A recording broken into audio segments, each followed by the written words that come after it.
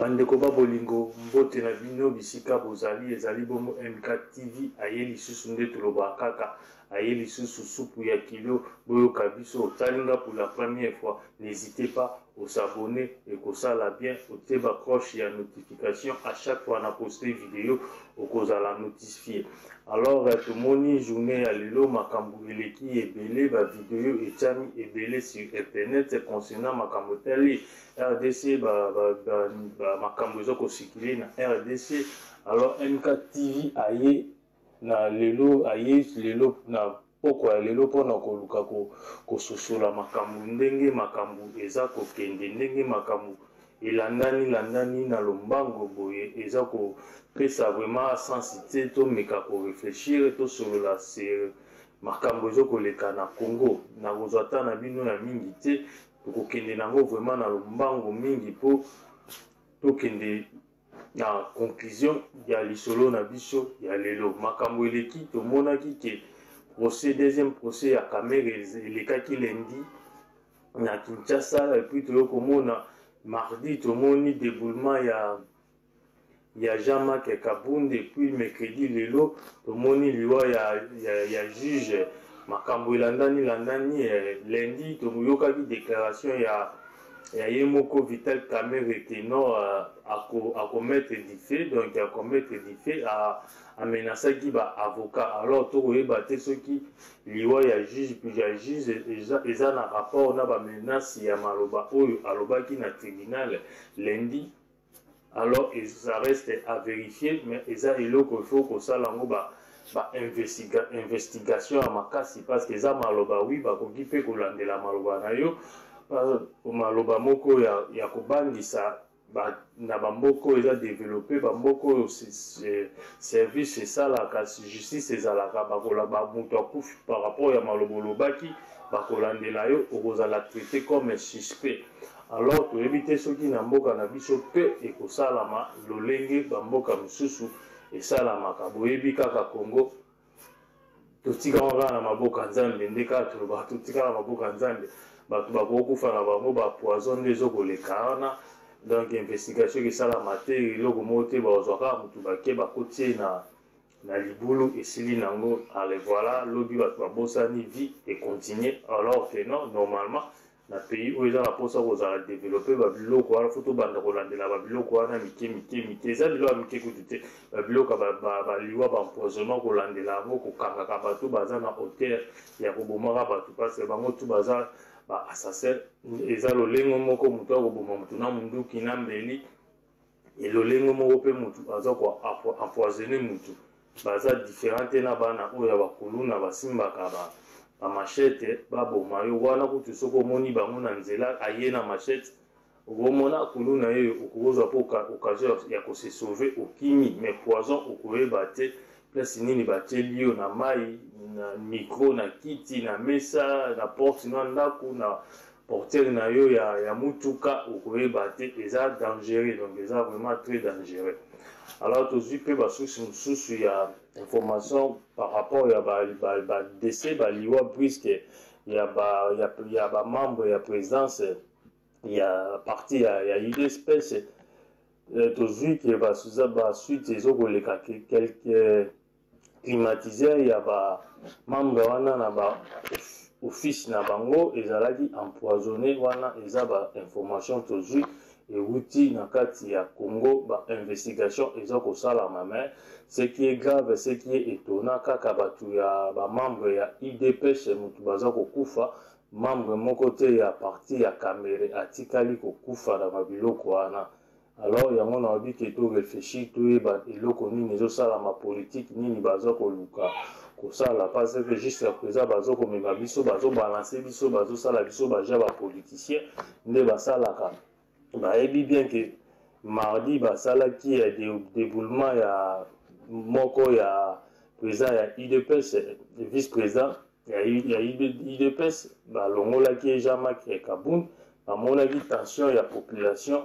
kinoise ekomaki komata peut-être babi non ekozala bien te soki totiki tension wana emata boye bapréféré balongola population attention si makambo ya Kabund badévier attention na biso babwaka yango kote kuna bake na moto innocent babomi muta bato alors omoni ke mardi makambo ya Kabund bandaki kopela moto mbala moko lelo mercredi bato bazolobela yango te komi makambo ya liwa ya juge donc bapoliticien bayebaka biloko bakosala mpo bayebaki ke oyo elingi kozala plus dangereux mpona makambo mpo mpe na baintere na bango eza ndenge balongolaki Jean-Marc Kabund na poste babi te fo toboma moto todévie attention ya bato totyango kote mosusu mbala moko bato mpe babosani ke Kabund balongolaki ye mardi lelo moto juge akufi bakomi sikoyo kosatake na Kamere ke non alobaki akomettre le fait yango wana lelo Kamere aza komema azomema ekuluzu na mapeka par rapport ya maloba na ye alobaki amenasaki bajuge na procès na ye ya lendi. Voilà ndenge bato ya Kabila baza kojouer jeu ya politique yango MKTV aye afungola bino misu bokomona ke raisonnement napesi bino eza correct, eza vraiment correct. Oui, tout le monde mutakufi eza pasi na biti ni nakufeli bakoloba ke akufi na coronavirus obenenge nini basala autopsie tozwa ba résultat ya autopsie soki ekosalama. Voilà, donc tofanda to raisonner ndenge mboka eza kokende parce que baliwa bato bazokufa baza pe na bafamille na bango baza na bana na bango baza na posa ya kozwa baréponse si baliwa ya bandeko na bango wana bakufa bapapa na bango bamama na bango baza kokufa baza na posa ya réponse bayeba soki au juste bakufi na bayeba cause ya liwa na bango. Voilà,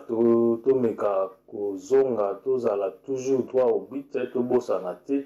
eloko nini tolingi bapoliticien bazalaka très malin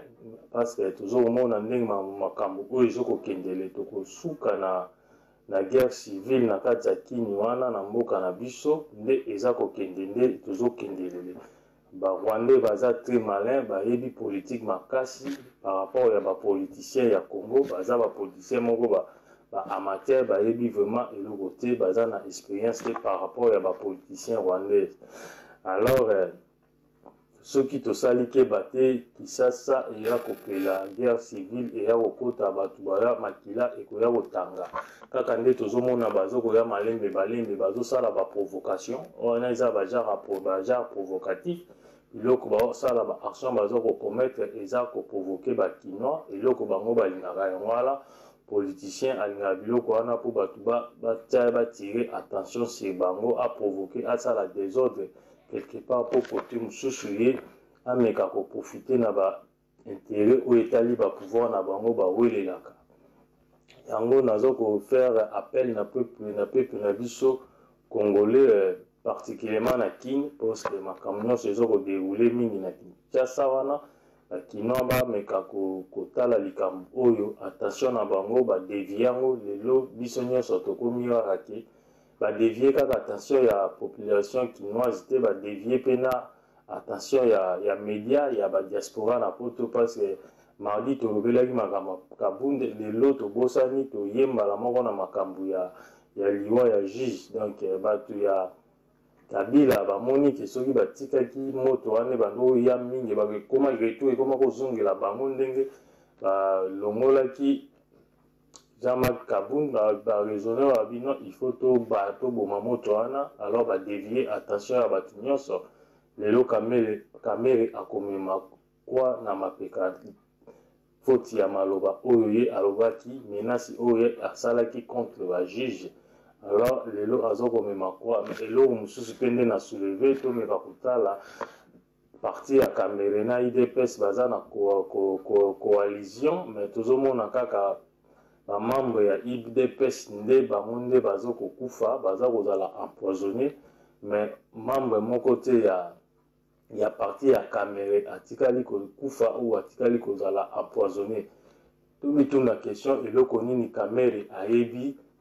si makambo ya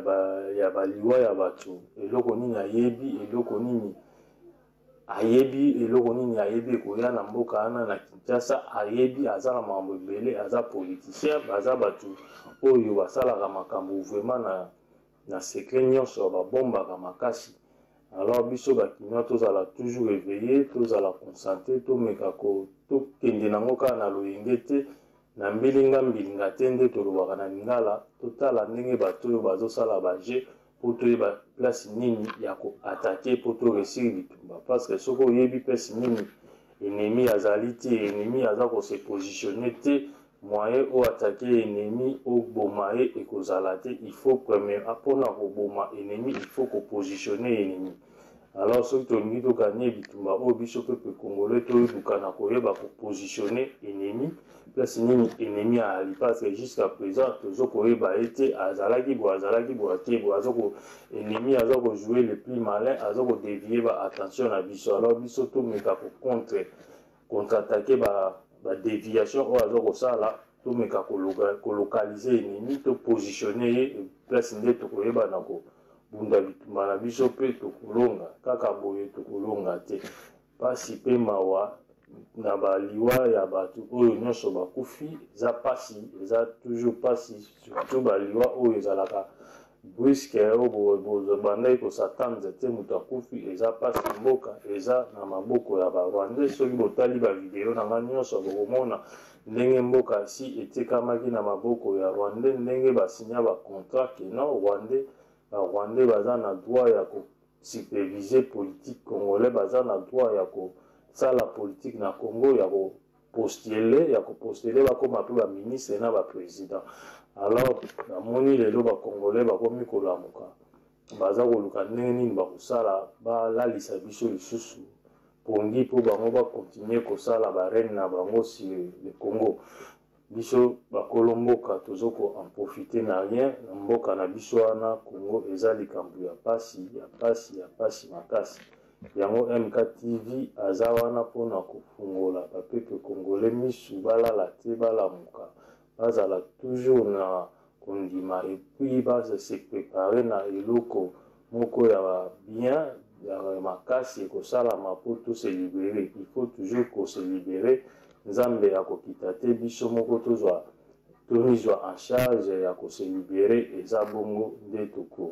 tokokoma libre, tozela mutu te, tozela mopaya te, biso moko tobanda ko se libérer. Toza na maboko mibale, makolo mibale, miso mibale, mitu baservo eza na kati eza kosala ba-intellectuel baali, bavrai combattant pe baali, bayebi ndenge nini ya ko se libérer na souffrance oyo tozo kozala. Naza ça l'appel na bato bakende kosala mobulu protestation te. Il y a beaucoup de façons oyo moto akoki kosala pour se libérer. Ba protestation eza kaka ya kokende kobuka te, ya koboma te. Ba protestation misusu eza pe ba communication oyo ba MKTV po eza kopesa, eza du genre protestatif, eza koprotester na gouvernement en place, comportement du gouvernement en place. Il y a toujours des informations, toujours partager na bino pour que pas à la toujours à la ligne, à la page, partout le peuple congolais partout dans mon pays, base à la toujours à la ligne, à la page. Zalaki bongo MKTV pour Otali MKTV pour la première fois, vous yebi ndenge tout ça là toujours au hésiter s'abonner, au ba j'aime côté yo, au ba commentaire, au partager vidéo na yo pour ba tout nyonso bazala informer na ba information na ba idée oyo tuza kosungana, tuza ko mipesi, tuza kopesana pona ko lokoma na solution na conclusion ndenge nini tokololenge nini tokosala pona kozwa ko récupérer mboka na biso na maboko na biso moko ba congolais tozala na charge ya machine ya mboka na biso oleke totika banguna bapaya bazala wana babanda kosala n'importe quoi na mboka na biso kobomaka biso pamba na bapoison. Na rappele information on a opesa bino ke na ba investigation esalami quelque climatiseur na baoffice ya ba membre oyo bauti kokufa ya IDPS wana ezalaki empoisonné. Alors basali appel na bareste ya bamembre ya présidence bango tu bakende kosala bateste ya covid-19 bateste ya poison na bateste wana maladi batala soki basante na bango eza bien. Alors oyo soki amoni azalaki empoisonné bakotraite na lombango tokosuka wana nde nalobaki na kozwa tamta na bino te bozala toujours branché na MK TV Pro. Madi Kalombo nde tolobaka kaka pembe lokola madiaba tozwaka na gauche tozwi na droite tosangisi toanalyse topesi bino mpe boyoka boanalyse omoni ke eza eloko epesi sensi mpo na yo okaboli na moninga mosusu mpe akabola ate bagene otali MK TV. N'hésitez pas, yo salaka lokola na ninga bakosala, s'abonner et kosala biso bien. Merci na ba abonnement na bino, merci na ba commentaire, merci na ba j'aime na bino, merci na bino oyo ozo ko partager ba vidéo. Vraiment MK TV azawana pona ko répondre pe na ba commentaire na bino nyonso. Nzambe abatela bino ba vidéo eza koya. Ciao.